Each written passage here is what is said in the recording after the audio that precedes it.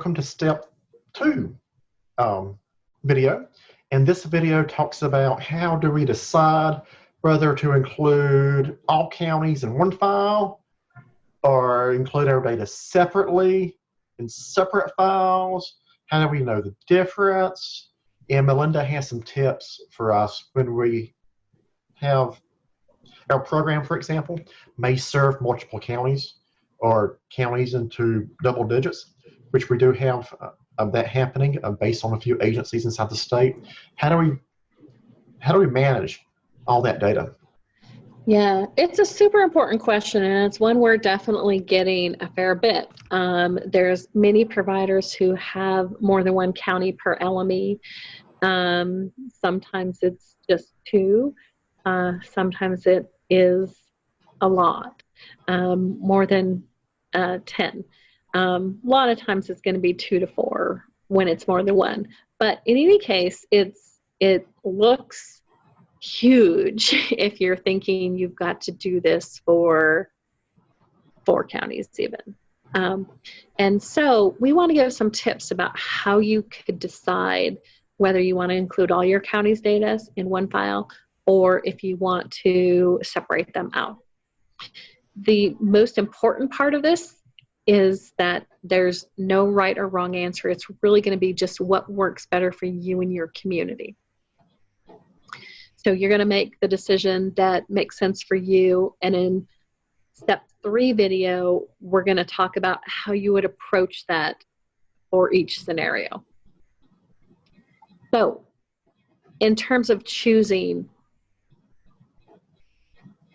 there's a few situations where you'd probably want to have a separate file for each county. One is working with a county where of the stakeholders and the conversations with the key leaders in the community, they really focus inwardly and they rarely look outwardly to compare themselves to other counties.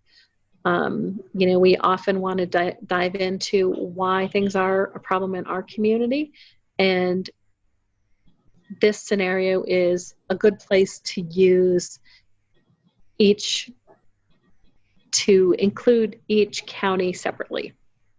This also is a really good way to do it if you have a lot of local data. So more things are going to be different if you have a lot of local data. So it probably doesn't make as much sense to include all of your counties in one file when you're going to have differing data for each county. Conversely, there's a lot of counties who really like to look at how their neighbors look. And it's one of the things that we tell you to do often with assessment is to compare yourself to others. And so when you include all your counties in one file, it makes it easy to do that with your stakeholders. And so those are the basic differences. One file when you want to look inwardly or you have a lot of local data, or a single file for every county when you really want to compare and look at how others are doing. And this is another just wonderful opportunity to say, when in doubt, contact us, send us a message, and we can help you, talk your way through the process and kind of coach you along. Because again, we firmly believe you know your counties and communities better than anyone. And sometimes we just have to talk about the process and get it out. Yeah, I agree, absolutely. I think this is actually one of the biggest questions that's been coming up is how to make it manageable when I have multiple counties. Yeah. And again, to highlight, there's not a right or wrong answer. We are happy to talk about it with you and see what makes sense for your community. Jamie's right.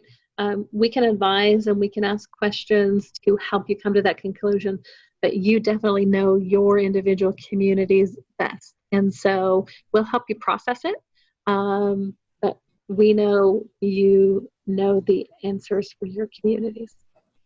Yeah. Well, thank you so much. This is the end of step 2 video.